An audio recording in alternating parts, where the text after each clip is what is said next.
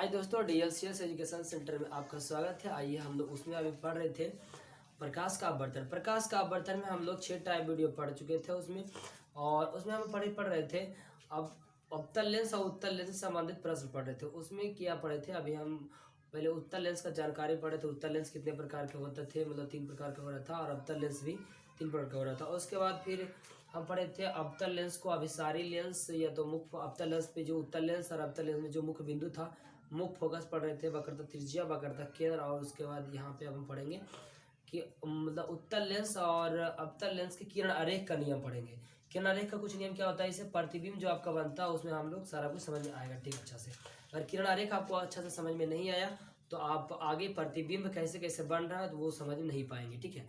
तो आइए आज इसमें हम पढ़ेंगे सबसे पहले, मतलब दोनों लेंस के लिए पढ़ लेंगे, उत्तल लेंस और अवतल लेंस दोनों के लिए होगा किरण आरेख का नियम, दोनों में सेम होता है। तो अब देखो सबसे पहले लिखा हुआ है हमारा, इसमें किरण आरेख का 3 गो नियम याद करना पड़ेगा आपको कि मतलब जब वस्तु फोकस से आवे तो अगर कोई किरणें उत्तल लेंस में, कोई भी लेंस के अगर मुख्य अक्ष के समांतर आता है किरणें तो वो फोकस से होकर गुजरता है। अगर फोकस से आएगा तो मुख्य अक्ष के समांतर हो जाएगा।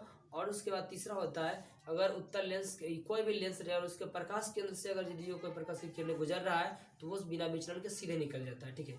तो आइए हम इसमें पढ़ते हैं। पहले नंबर लिखा मुख्य अक्ष के समांतर आने वाली किरणें।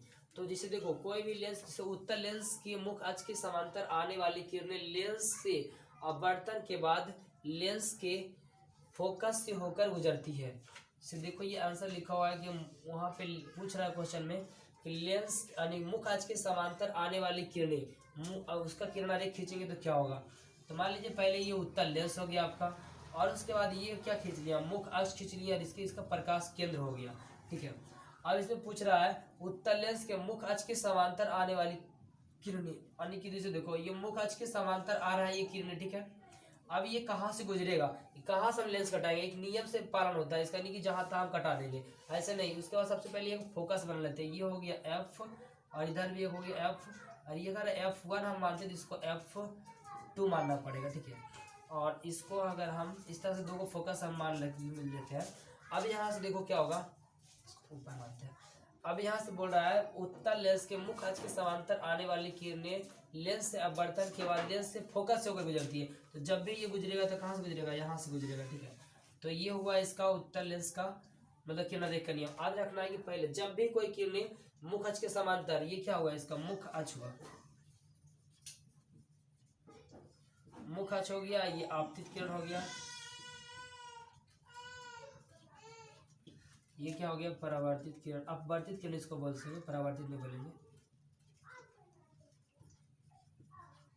अपवर्तित किरण, ठीक है। और ये जो हो गया आपका फोकस हो गया,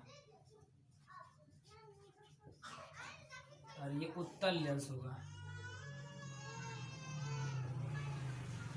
तो याद रखना है कि मुख्य अक्ष के समांतर कोई भी किरण उत्तल लेंस में जाता है तो वो कहाँ से गुजरता है, फोकस से गुजरता है। तो अवतल लेंस में भी देख लेते हैं इस तरह से क्या होता है।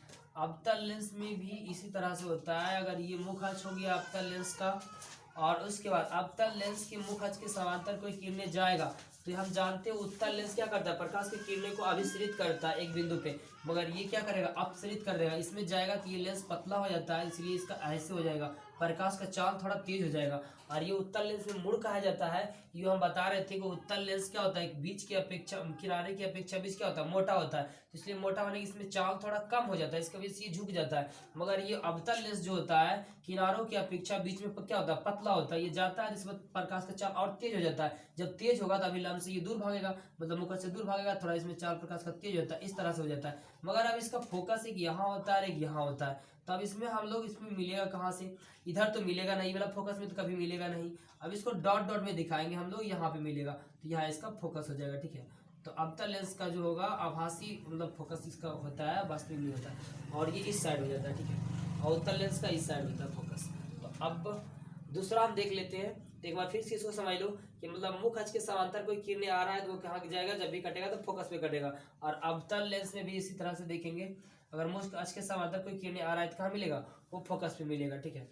और इसको अवतल लेंस का ध्रुव बोलते हैं, प्रकाश केंद्र बोल सकते हैं। अब दूसरा देखो यहाँ हो गया, दूसरा क्या बोल रहा है, उत्तल लेंस में फोकस से आने वाली किरणें लेंस से अपवर्तन के बाद मुख्य अक्ष के समांतर निकलती है। तो ये भी देख लेते हैं। पहले उत्तल लेंस और अवतल लेंस दोनों हम दिखा देंगे आपको। सबसे पहले उत्तल लेंस अच्छा से बन रहा है, बराबर छोटा बन रहा है। आप लोग से एक बार में बन जाता है। देखो चलो ठीक है, उत्तल लेंस हो गया। अब यहाँ इसका क्या हो गया, मुख अक्ष हो गया। और इसमें बोल रहा है उत्तल लेंस के फोकस से आने वाली किरणें लेंस से अपवर्तन के बाद मुख अक्ष के समांतर निकलती है। तो यहाँ पर से कहाँ से निकालेंगे किरणें, यहाँ आ रहा है मुख अक्ष के मुख फोकस से आने वाली। तो यहाँ फोकस से जिसे देखो, मान लीजिए ये फोकस है, यहाँ से कोई किरणें इस तरह से आ रहा है,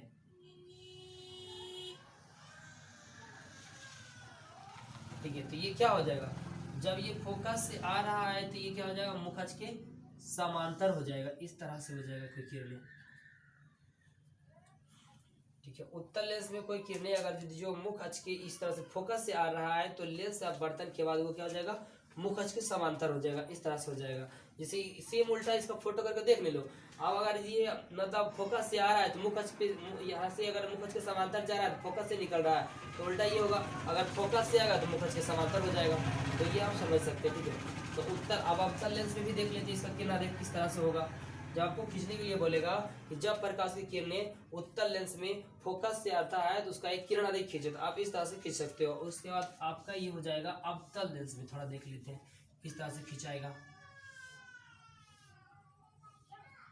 ये हो गया अवतल लेंस का मुख अक्ष हो गया। अब यहाँ से फिर कोई किरणें हम ले जाएंगे, उसके बाद किस तरह से ये खिंचाएगा। यहाँ पर से आना चाहिए, कहाँ से, फोकस से आना चाहिए। तो अवतल लेंस का थोड़ा लेंस मोटा हो गया और थोड़ा पतला और बड़ा बना देते हैं।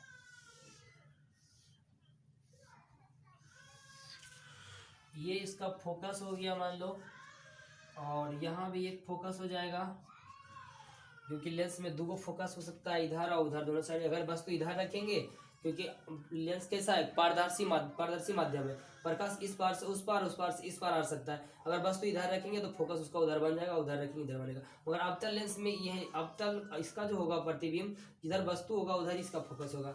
देखो उत्तल लेंस में जो होता है, जब वस्तु अगर उत्तल लेंस का वास्तविक प्रतिबिंब बनेगा तो उधर साइड इसका, इधर वस्तु है इधर फोकस बनेगा इसका। मगर आभासी अगर बनेगा तो इधर साइड। अवतल लेंस में हमेशा जो होता है इसका आभासी प्रतिबिंब बनता है। जैसे देखो अगर वस्तु यहाँ से फोकस से कोई किरणें आ रही है, पहले इधर से हम डॉट डॉट, इधर से क्या होता है, जब फोकस से आएगा तो मुख अक्ष के समांतर हो जाएगा। तो मुख अक्ष के समांतर से कोई किरणें जाएगा तो वो इस तरह से क्या होगा, पहले उल्टा उसका जस्ट खींच लेंगे हम इसमें। तो मुख अक्ष किससे के अगर समांतर जाएगा तो वो क्या होगा, फोकस से निकल जाएगा, ठीक है, फोकस से निकलेगा। मगर ये फोकस से तो नहीं निकल रहा है, क्योंकि इसमें अपवर्तन हो जाता है, एक बिंदु पे मिलता है नहीं, इसका तो मतलब विचलन हो जाता है थोड़ा सा। तो यहाँ इसको डॉट डॉट में मिलाएंगे, या तो फिर इसको इस तरह से खींच सकते हो। जो थोड़ा सा इसमें गड़बड़ हो रहा है, तो आपको यहाँ से इस तरह से खींचेंगे ना तो हो जाएगा। इस तरह से फोकस से आते हुए किरणें मुख अक्ष के समांतर हो जाएगा। यहाँ पे देखो लग रहा है कि फोकस से आ रहा है, ये किरणें प्रतीत होता हुआ, डायरेक्ट नहीं होगा, क्योंकि अब उत्तल लेंस में इस तरह से ऐसे हो जाएगा। अगर ये देखो लग रहा है ये फोकस से जा रहा है, अगर ये फोकस से जाएगा इस किरणें, तो ये क्या होगा, मुख अक्ष के समांतर निकल जाएगा, ठीक है। फोकस से तो जाएगा नहीं, क्योंकि इसका लक्षण है, थोड़ा सा उतना विचलन होगा नहीं, सीधा सीधा निकलेगा नहीं। ये प्रतीत होगा कि ये फोकस से आ रहा है, ठीक है।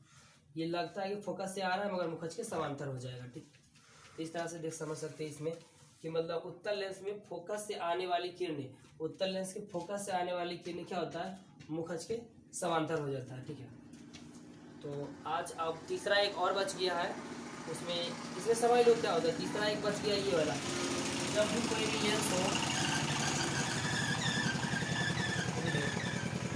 दोनों लेंस में समझा देते हैं, अवतल और उत्तल दोनों में। तीसरा एक बच गया ये चीज कि प्रकाश की किरणें जब, यहाँ पे आ रहा है वीडियो,